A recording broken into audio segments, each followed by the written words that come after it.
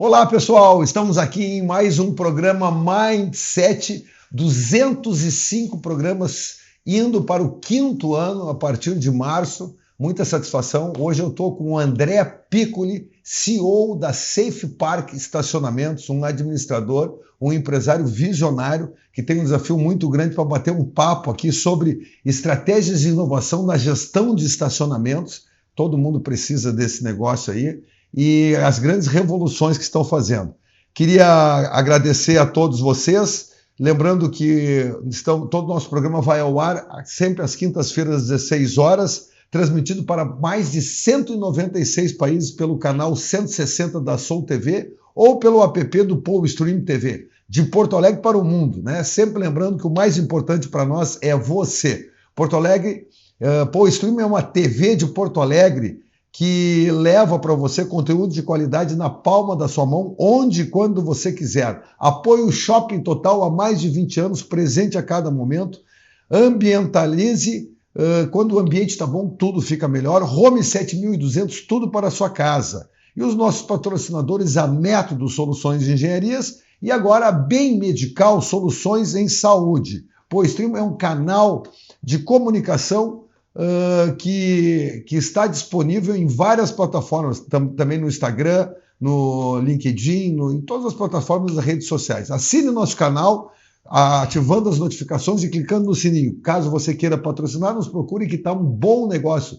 Atingimos agora 108 mil telespectadores nos últimos 28 dias. Então é uma satisfação muito grande ver esse sucesso. Lembrando que isso tudo se dá ao direção-geral Fabiano Brasil, o nosso grande querido CEO, fabuloso, coordenação de jornalismo, Tavson, e coordenação técnica, o Eduardo Azevedo, o nosso craque aqui. Então, PoWeStream é uma emissora do grupo do grupo F Brasil. Grande André Piccoli, muito seja bem-vindo. Obrigado. E que a casa é sua aqui. Obrigado pelo convite. Legal. Prazer estar aqui. Eu e o André nos conhecemos, eu fiz um evento da 5ª edição dos franqueados da Safe Park, e então as conexões começaram a fluir, e é muito o que a gente fala aqui, com as conexões do bem a gente vai aprimorando e vai convidando aqui. Obrigado, André, por estar aqui representando, porque eu tenho acompanhado antes, né, não depois de estar aqui contigo, mas a Safe Park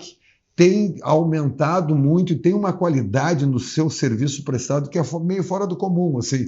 André, mas me conta, quem é o André, né? O Piccoli, o DNA do André. Eu sou gaúcho, natural de Santo Ângelo. Opa! Eu acho que perto de ti, né? Tu é por ali também, não? Eu tive e não me toque, mas foi uma passagem. Eu sou de Porto Alegre, a mãe é de Novo Hamburgo e o pai é da colônia de São Pedro. E, enfim, vim para Porto Alegre com 14, 15 anos para estudar. E me formei em administração de empresas pela nossa PUC Rio Grande do Sul.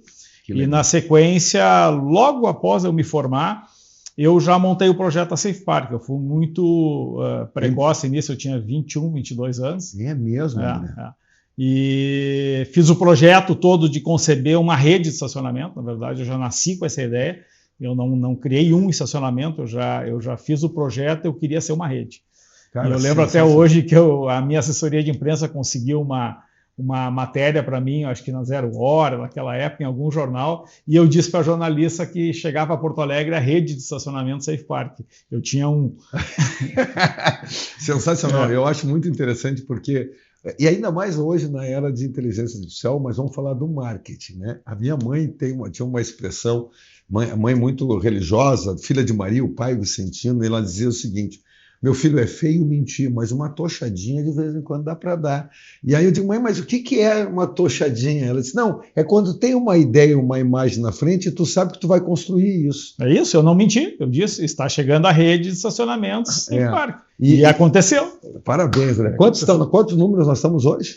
Hoje a gente está em torno de 85 unidades e completamos agora, no próximo mês, 35 anos de atuação.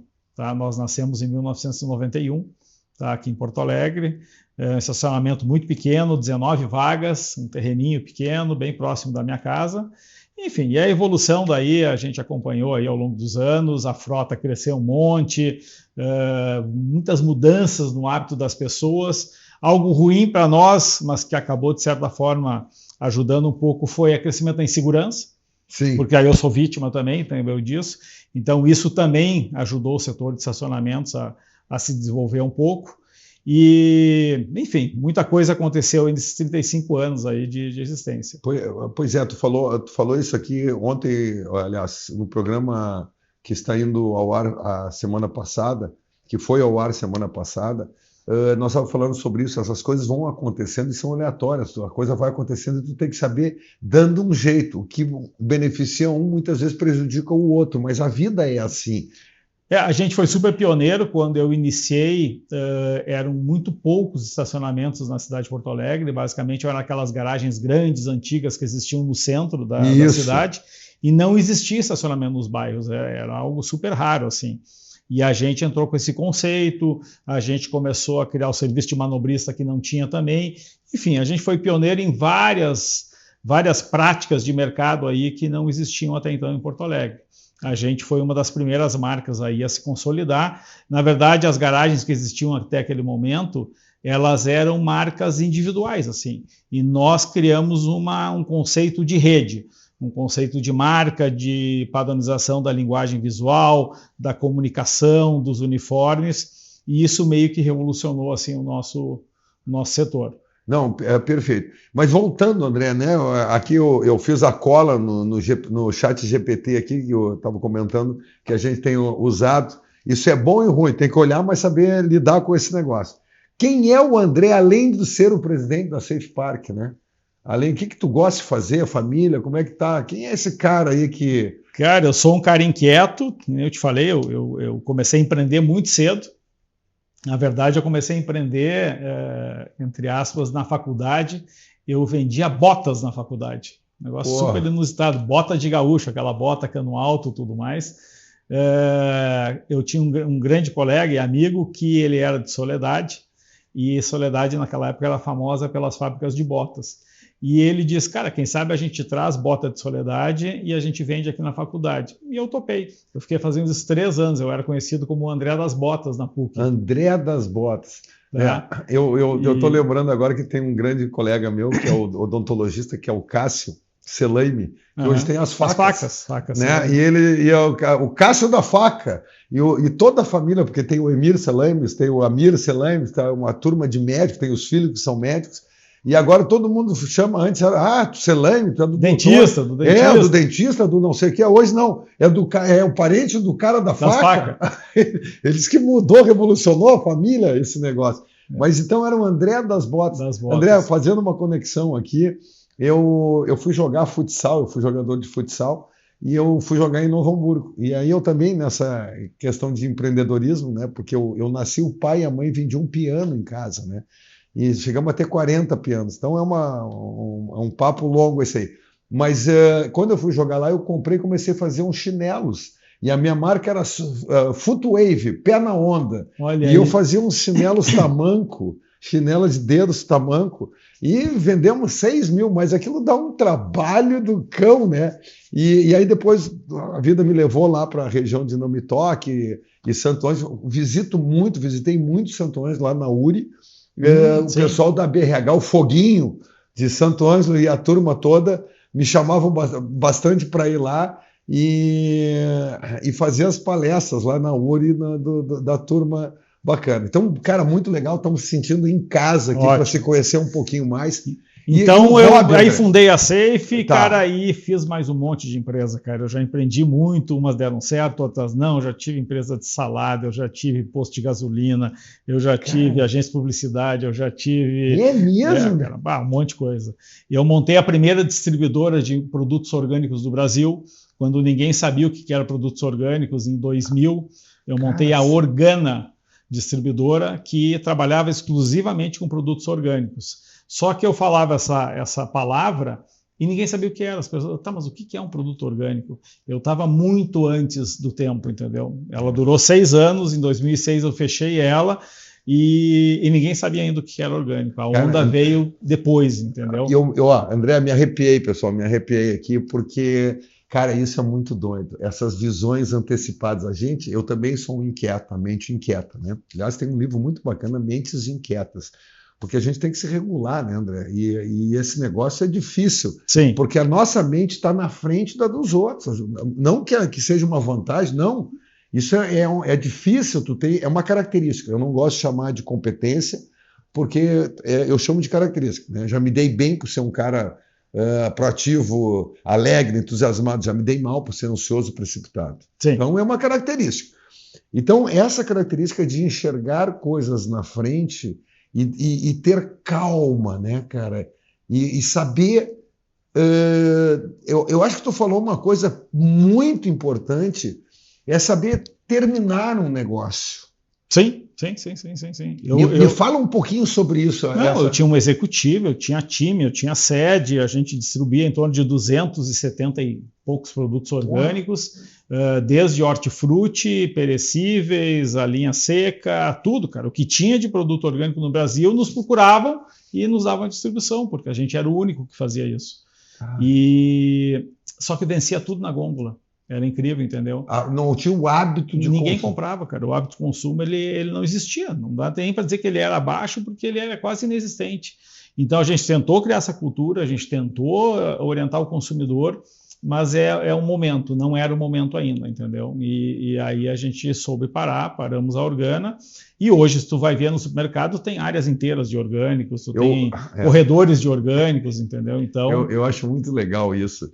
Porque essa experiência, aquele negócio, não foi um sucesso, foi uma grande experiência e a gente aprende com isso. Sim. Eu estava comentando, eu tenho uma coisa que me impactou, época dos orelhão, que não tinha celular, e eu fui no shopping ligar para minha mãe e tinha uma fila.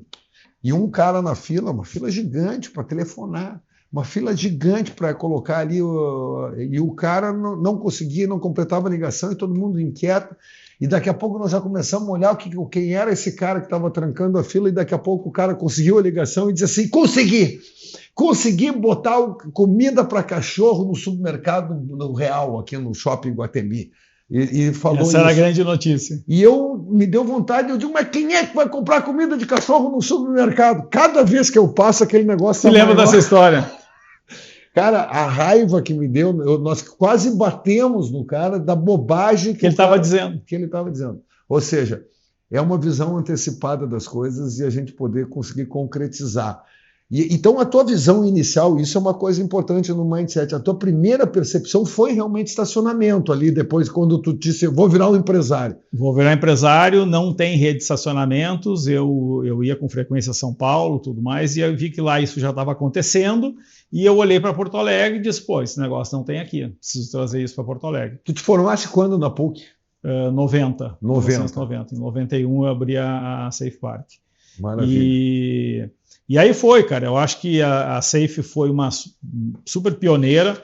No início era muito engraçado, né, porque a gente acabou usando palavras em inglês, né, todo mundo achava que a gente era uma multinacional, entendeu? A gente... eu ia fazer essa pergunta. O pessoal nos confundia com, vocês são uma rede de fora, tu representa eles aqui, como é que é a história? Tá? Então foi uma trajetória bem interessante. A gente ficou focado no Rio Grande do Sul durante muitos anos. Eu tinha uma teoria que eu queria ser rei no meu estado. Que é uma coisa difícil. Do que ser espalhado pelo Brasil. Então eu foquei aqui e a gente aqui era o líder, entendeu? Disparado, a gente dominava o mercado e isso se perpetuou ali por anos, entendeu? Então foi uma estratégia que a gente adotou. Que consolidou a marca. A marca muito forte aqui. Muito forte aqui. E aqui, mesmo assim, a gente chegou, mesmo ficando só no Rio Grande do Sul, ali no final da década de 2000, 2009, 2010, a gente era a quinta maior rede do Brasil. Tá? Nossa! Mesmo ficando só focado aqui. Presente em mais de 30 cidades, mais de 50 mil vagas disponíveis e mais de 500 colaboradores trabalhando e gerando, né, salário, emprego, empreendendo realmente em cima disso. E estão em vários segmentos, shopping centers, com empreendimentos comerciais, hospitais, centros de convenções, instituições de ensino, hotéis, terrenos de garagem, bancos. Ou seja, cara, parabéns pelo teu sucesso. Local aí a gente está. E eu ia te perguntar esse negócio já no final, né? Já recebeu proposta para ser adquirido, como as grandes estão sendo... O que faz um empresário ainda manter isso Que faz, cara? Eu acho que é preço, né? É só preço. Excelente. É só preço, só preço.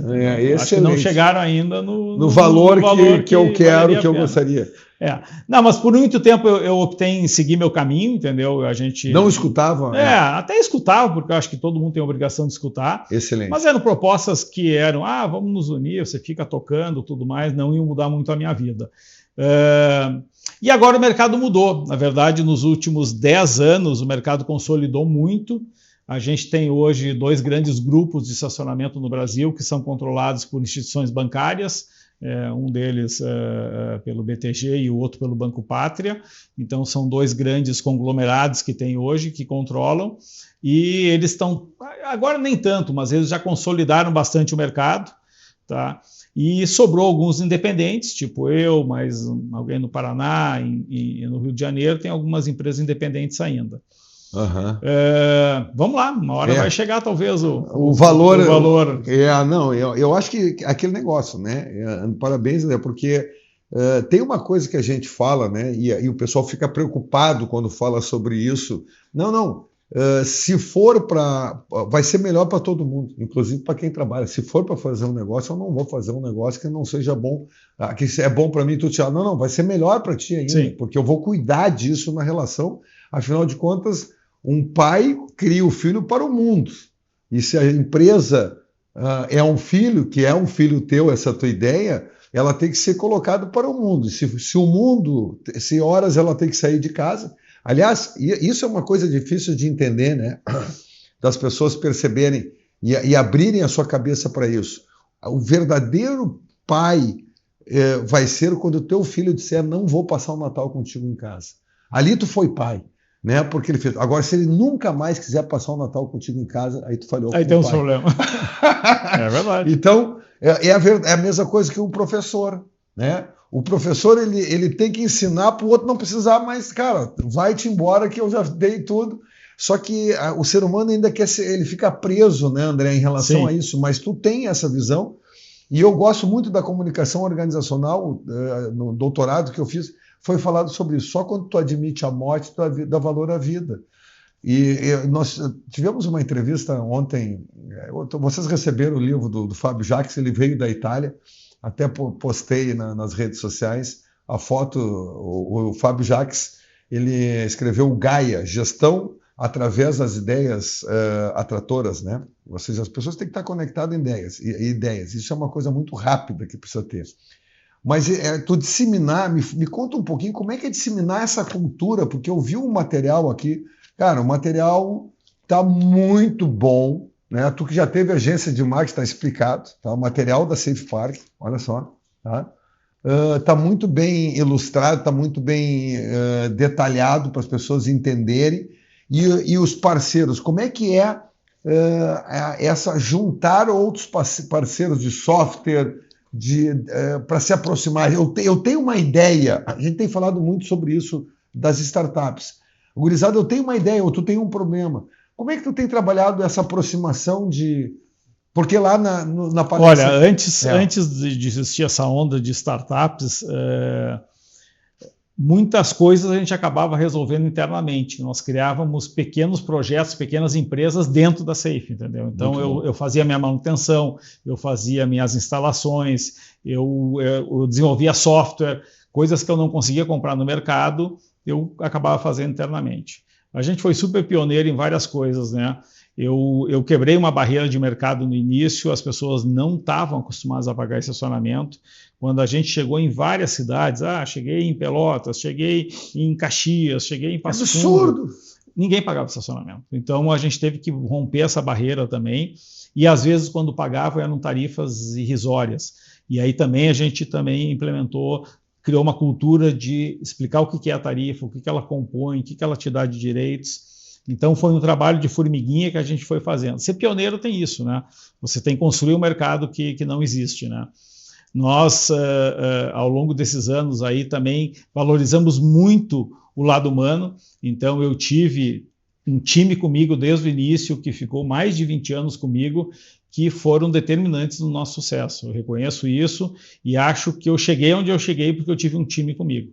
Eu vou brincar então, aqui. Eu vou brincar. Ninguém faz nada sozinho, né, cara? Mas eu vou brincar com relação a Denise, né? Uma das coisas que eu procuro fazer quando o cara vem aqui e a gente tem uma certa liberdade, uma admiração, eu peço sempre um segredo, né? Eu vou contar o Carlos Souto, advogado tributarista, do Souto. Souto Correia. Souto Correia. É o nosso advogado. Ótimo. Então estão com os melhores lá. E o Henry Lumers é meu sobrinho, o advogado deles lá.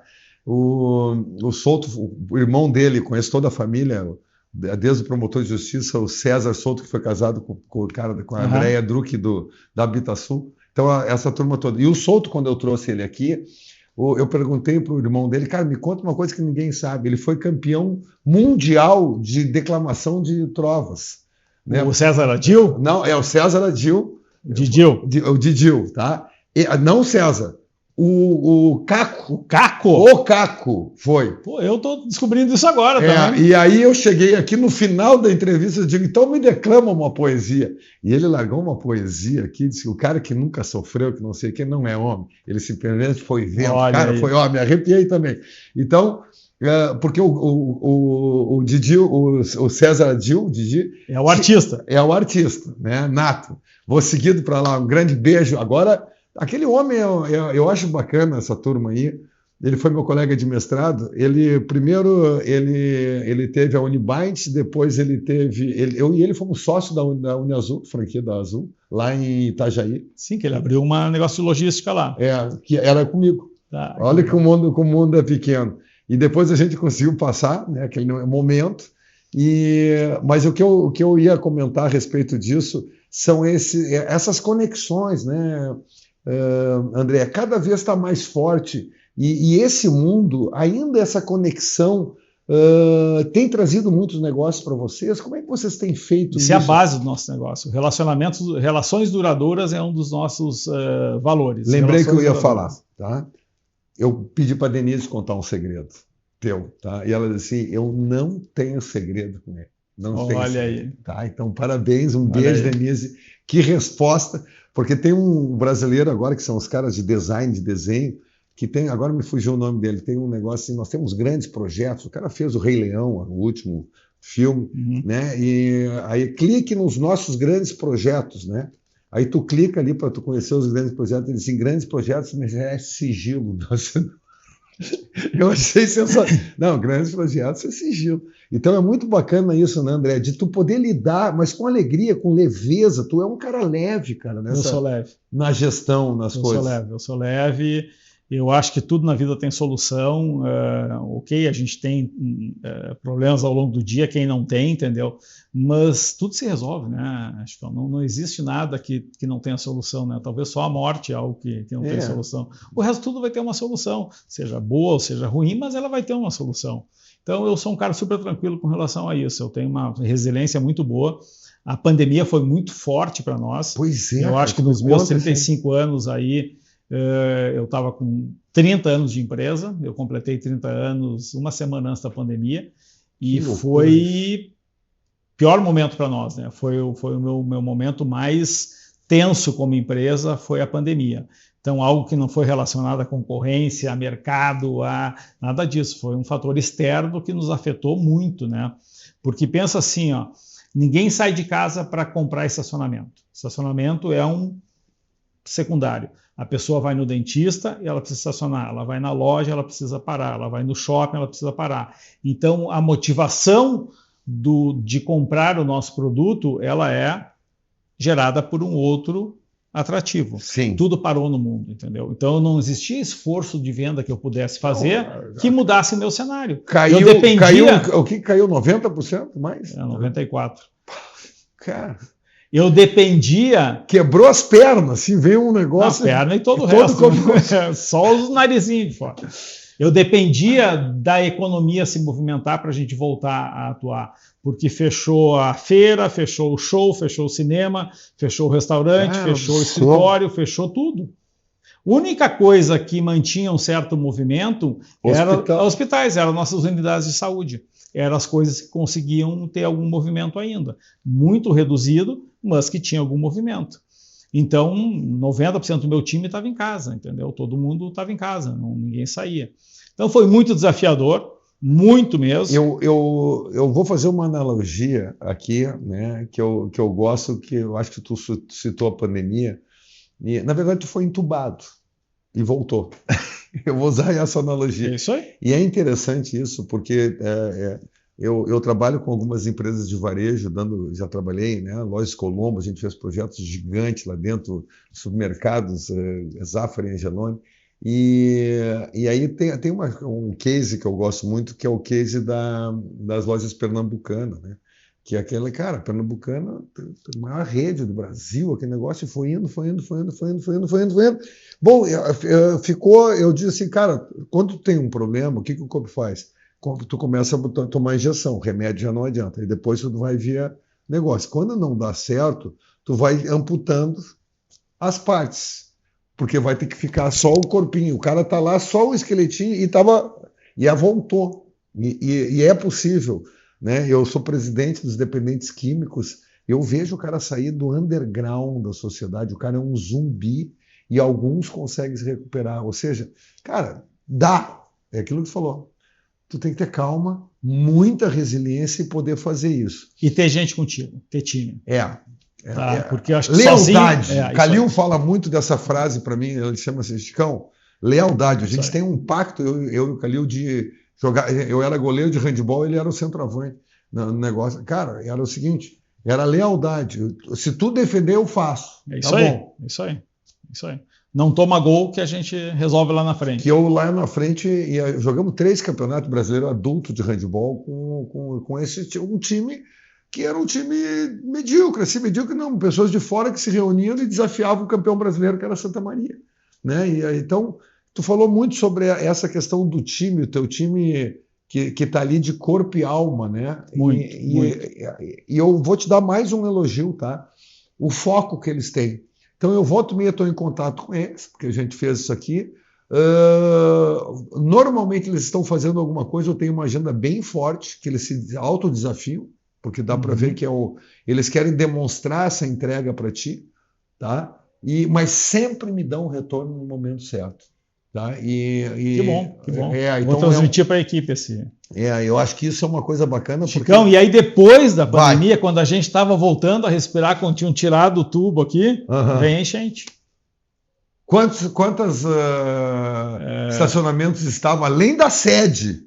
A sede totalmente. Eu acho que o maior impacto nosso foi na sede, mas foram poucos estacionamentos. Por quê? Porque como aconteceu numa sexta-feira à noite, a maioria já estava fechado e os carros não estavam mais lá dentro. Então teve algo positivo nesse sentido. Óbvio que qual foi o maior impacto da pandemia para nós? Foi os colaboradores que foram atingidos, né? E esse foi o maior impacto, né? As famílias, todo mundo. Então isso foi um grande desafio para nós também, de conseguir ser parceiro dessa turma, ajudar o pessoal a se reerguer, tá?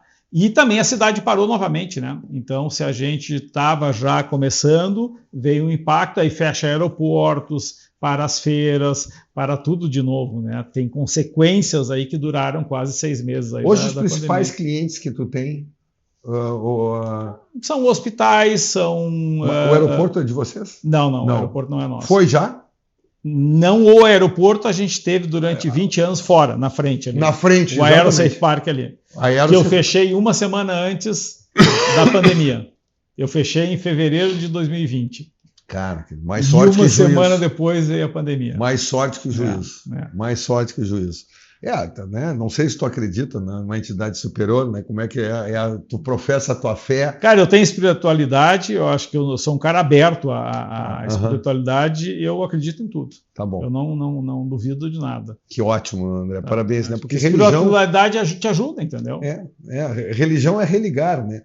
Religião é religar, te religa. Agora, Deus está dentro de ti, né, cara? Cada um tem a sua maneira. Eu vou seguir aqui o roteiro, olha só. Falamos já da história da identidade, falamos sobre o empreender e a liderança de conduzir isso tudo, falamos um pouco de mercado estratégico, tu já deu uma noção de mercado, visão de futuro da mobilidade, tá?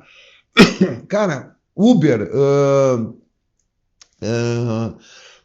Drones. Carro autônomo. E aí, o que tu me diz a respeito disso? Quais são as especulações? Porque a gente não sabe, muita coisa não vinga, né? Então, eu acho que o primeiro grande impacto que a gente sofreu, e de forma inesperada, foi a chegada do Uber em 2016, né?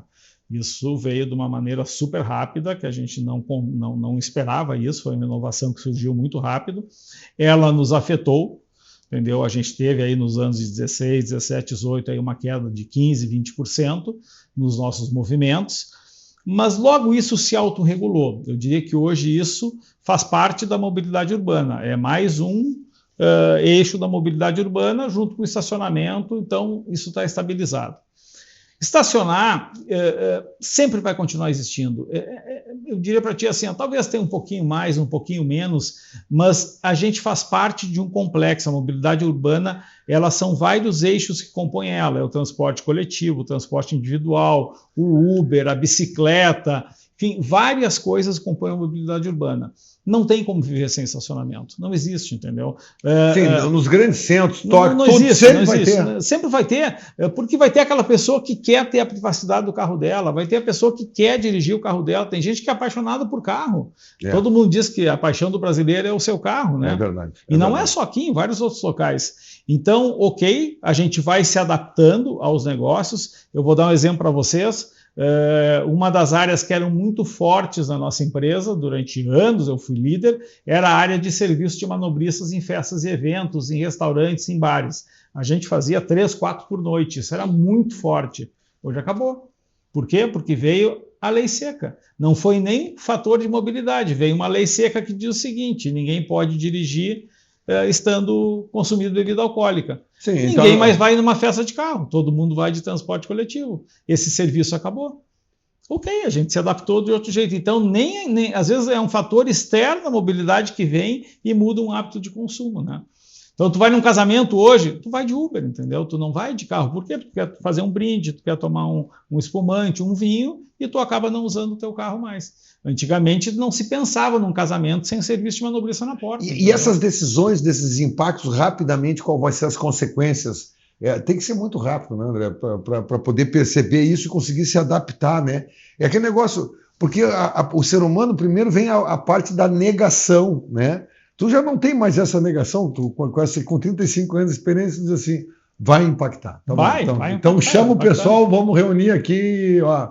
Não, e outra coisa que a gente sempre teve, que eu tive isso sempre e procurei passar para o meu time, eu me atualizo.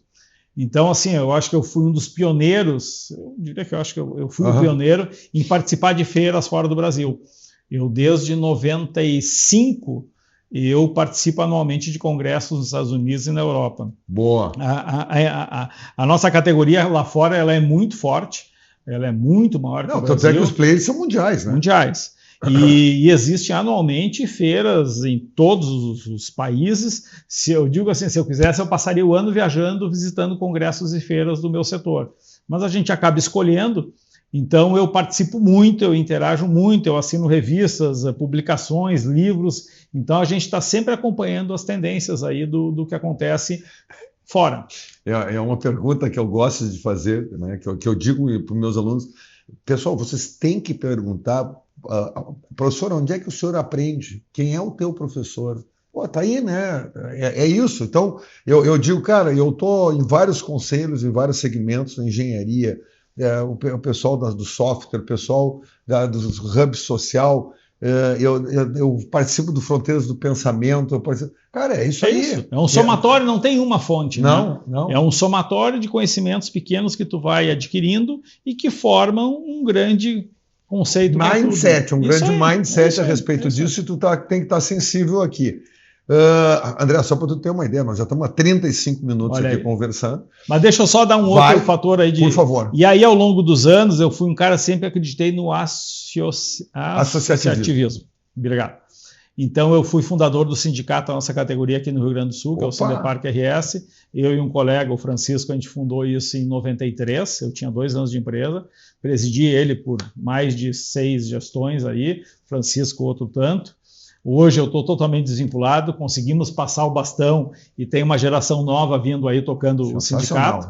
E, na sequência, surgiu a Abraparc, que é a associação brasileira do nosso setor, com sede em São Paulo, e eu fui o segundo presidente. A Abraparc surgiu em 2006, teve um fundador que foi o Hélio Cerqueira, e eu sucedi ele, fui o segundo presidente, fiquei 2 gestões, e aí também fiz várias iniciativas, fiz congresso, fiz revista, fiz blog, fiz várias coisas tentando unir a categoria e tentando disseminar esse conhecimento, porque o conhecimento ele não pode ficar só comigo, entendeu? Eu preciso que o mercado todo tenha um entendimento para a gente crescer como categoria.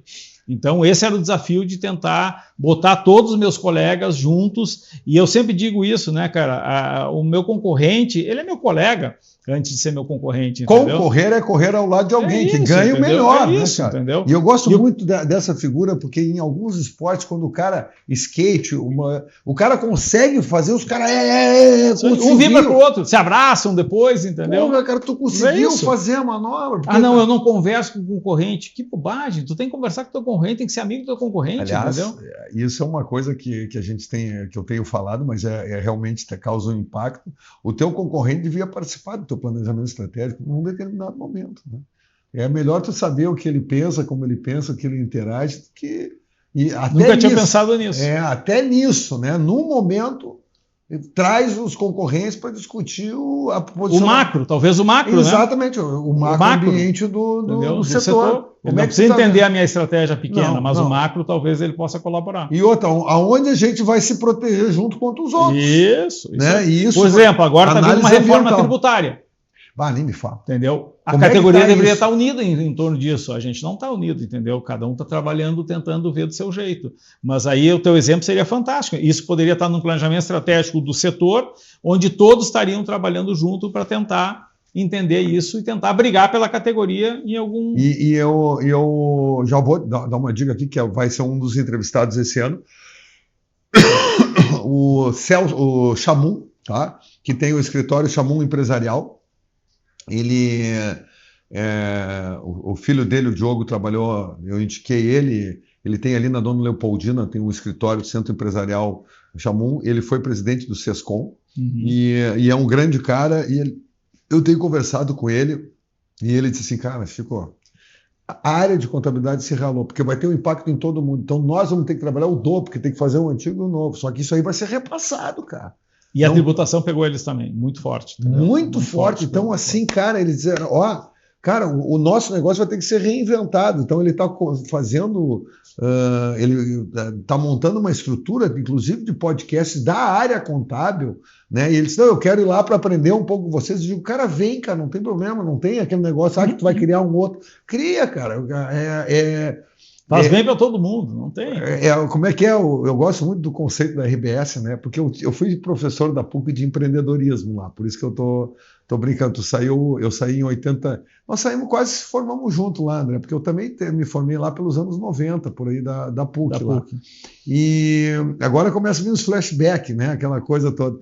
Mas depois eu fui ser diretor de educação continuada da PUC. Eu fiquei lá no período do Clotet. Eu fiquei como diretor da educação continuada. Que legal. E aí, dentro do empreendedorismo, desse conceito de empreendedorismo, de poder fazer isso, e essa reforma tributária, vem impactando todo mundo. Então, cara, tem coisas que impactam todo mundo. Como é que a gente pode se ajudar melhor e como é que a gente pode construir? Mas, André, vamos lá. Então, aqui, pessoas e alta performance, eu acho que tu falou muito, tá? Algum livro que tu tem lido, que tu chama atenção, tu lê bastante revistas? Eu leio revistas. Sabe que hoje o celular é um grande inimigo da leitura, né? É um inimigo monstro da leitura, né? Porque a gente acaba perdendo muito tempo aqui. Principalmente o empresário. Tempo que antigamente a gente lia, entendeu? Mas eu gosto muito de biografias. Eu adoro ler biografias. Já leu a do Agassi? Já li a do Agassi, já li a do Djokovic, já li a do Guga, já li. Tu joga Não jogo, mas é fantástico os 2 livros dele. O tênis tem uma precisão. A última que eu li agora foi a do Elon Musk, foi a última que eu li. Então, esse é o tipo de leitura que eu gosto. E leio muito livro técnico também. Eu confesso que leitura, romances e isso mais, eu acabo não tendo nem tempo para ler, né? Já li, mas hoje acaba sendo uma seleção do que você vai ler, né? Eu também, eu costumo direcionar a leitura aquilo que está nos negócios, coisas que estão relacionadas a negócios e o lazer, mas me chama muito mais a atenção um livro quando eu entrevisto alguém E eu gosto de trazer para as pessoas, né, quando escrevem, porque tem esse tipo de possibilidade, de visão diferenciada. Mas vamos lá aqui, ó. Então falamos de pessoas de alta performance aqui, decisões de alto impacto, perguntas de impacto agora, é para ferrar o cara, tá? Fechamento forte. Se você pudesse voltar no tempo, tá? O que você faria de diferente ou o que você diria? Para ti mesmo, lá. Eu teria tido um sócio. Opa, isso é uma coisa diferente. Diferente, eu teria tido um sócio. Eu fui muito solitário durante toda a minha carreira empreendedora. Eu acabava dividindo com o time e tudo mais, mas não é a mesma coisa, entendeu? Hoje eu olho para trás e talvez eu teria outro tamanho, teria outra dimensão se eu tivesse tido um parceiro ao longo da minha caminhada, um sócio que dividisse comigo responsabilidade, decisões, porque às vezes é puxado você carregar sozinho, entendeu? Bota puxado. Tu sabe que isso é meio que uma contramão, tá? Eu vou te explicar um pouquinho do porquê que eu acho isso.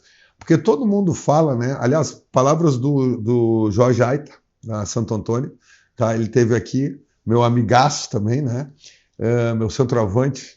O Jorge, ele disse assim, que os irmãos dele ali, né? Estão na quarta geração, agora os filhos assumiram. E ele diz assim, sócio é que nem patrão. Tem que tratar sócio é que nem patrão, dá satisfação.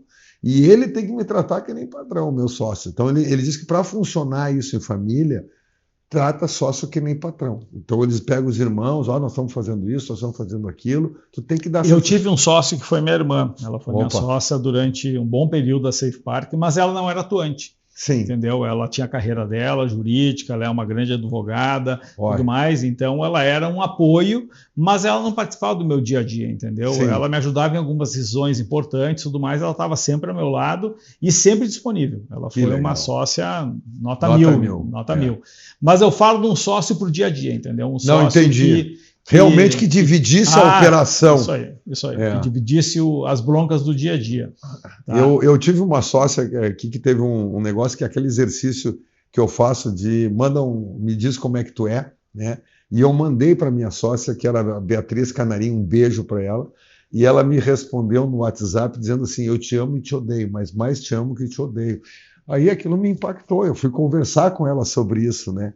E ela disse, não, Chico, o negócio é o seguinte, cara, nós estamos com um projeto aqui, nós chegamos a botar 1.200 pessoas no Itaú num ano, e o projeto está grande, tá? Nós estamos tendo dificuldade para manter, tem já algumas correntes contas, aquele negócio dentro desse ambiente, e meu filho está com dificuldade, eu estou me separando do meu marido, eu estou com minha mãe com câncer, meu pai eu não me dou, minha avó tem 92 anos, e eu digo, fiquei olhando para ela, né? Então tu me cobra coisa que eu não estou conseguindo entregar.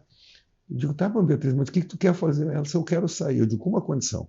Ela ficou me olhando assim, eu vou te pagar o que tem aqui da tua parte, e a hora que tu quiser, tu volta com o mesmo percentual. Ela ficou sério, eu digo, porque tu tá fazendo a coisa certa. Obrigado por tu me falar isso. Agora eu tô te entendendo, porque tu vai criando mecanismos.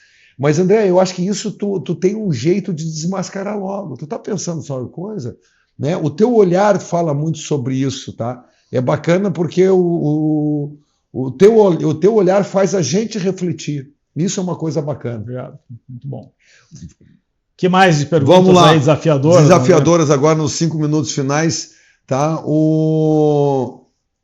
Então tu falou aqui, né? Tem o velho jargão aqui. Qual o verdadeiro diferencial competitivo que não aparece nos números? Ou vamos inverter comportamento, número, comportamento. Como é que tu vê esse tipo de relação? Relações duradouras. Esse é o grande ativo da Safe, são a nosso networking, as relações de confiança, tanto com o público interno quanto com os parceiros de negócio. Esse é o nosso ativo. Esse as relações, a história. A história e o relacionamento. A vivência, o dia a dia. Dor, o dia a dia. Relacionamento com parceiros. Eu acho que isso para nós é o nosso grande diferencial, que você acaba não tendo isso numa empresa, numa corporation, num grupo grande, entendeu? Isso acaba ficando um pouco impessoal, porque tem um CEO que às vezes troca, que sai, que entra outro. Parabéns. E a empresa acaba não tendo essa Tem uma empresa que eu atendo nos Estados Unidos, que é a Quartile, tá? Que era do Aníbal Kniznik, o cara que fazia cálculos estruturais da Incolco. Né? Incolco quebrou, ele desenvolveu uma empresa de aceleração de projetos. E na Copa do Mundo, ele botou todos os projetos da Copa do Mundo em dia. Ele pegou esse algoritmo, vendeu, pegou o dinheiro e botou... Abriu lá com o algoritmo de aceleração de vendas na internet. E tem um grande cara que eu entrevisto ele, que ele está no grupo Eli, tá? Ele dobra de tamanho dentro de uma empresa brasileira usando algoritmos de escalonamento de negócios. E ele falou uma coisa que tu disse, né? Que nós somos pequenos, então essa proximidade, esse relacionamento do dia a dia junto, mas focado, eu te entendendo como pessoa, mas que o nosso relacionamento é negócio e a gente está focado nisso, faz com que a gente torne diferencial. Então eles estão agora preparando para dobrar de tamanho tem 2 anos, lá a Quartile. Então eles fazem aquele negócio, eu falei em café, amanhã está aparecendo café. Por quê? Porque ele identifica que quem compra café fala café e sabor hoje. Então falou café e sabor, aí já veio o preço dos melhores cafés. Amanhã quem está comprando é quem fala café e aroma. Então, falou café e aroma, apresenta isso. Falou café e sabor, apresenta isso. Então eles vão mapeando esse tipo de comportamento de consumo na internet.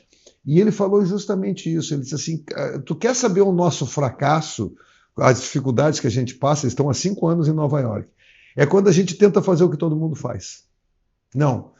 Nós é que temos que fazer aquilo que nós sabemos fazer. Do nosso jeito. Do nosso jeito. Então, parabéns, André, porque eu acho que tu mostra muito esses 2 lados de conexão.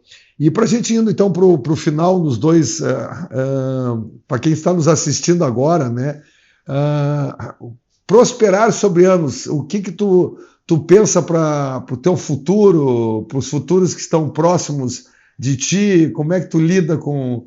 Porque o futuro e o passado só existem no momento presente, quando tu pensa no futuro e tu pensa no passado. Mas tu me parece um cara muito no aqui e agora, tá? Como é que tu lida com isso? Eu acho que tem grandes desafios com a chegada da inteligência artificial agora, né? Eu acho que para mim esse é um desafio, porque a gente precisa ainda desvendar o que vai acontecer com a gente.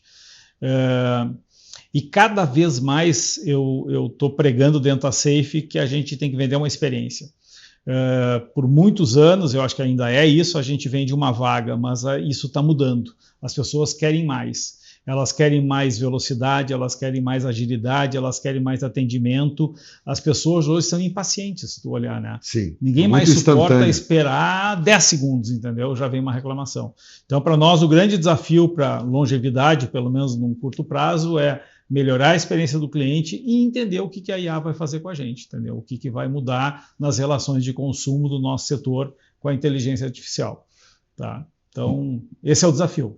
Maravilha. E aqui fechando os trabalhos, o nosso bate-papo, para vocês aqui, né, a Safe Park tem grandes parceiros na área tecnológica, então tu quer já registrar a tua vaga antes de usar o software de gestão, tu já pode já deixar reservado, saber se tem ou não vaga no lugar que tu está chegando. Pagar com o celular. Tem várias inovações novas surgindo aí que vão realmente melhorar a experiência do cliente. Então, gestão operacional e tecnológica, gestão de inteligência de dados, gestão de escala de operação e a gestão de segura de transportes. André, cara, eu vou te dizer de novo, né? A gente ganhou, eu não tenho clientes, eu tenho amigo, eu não tenho entrevistados, eu tenho clientes.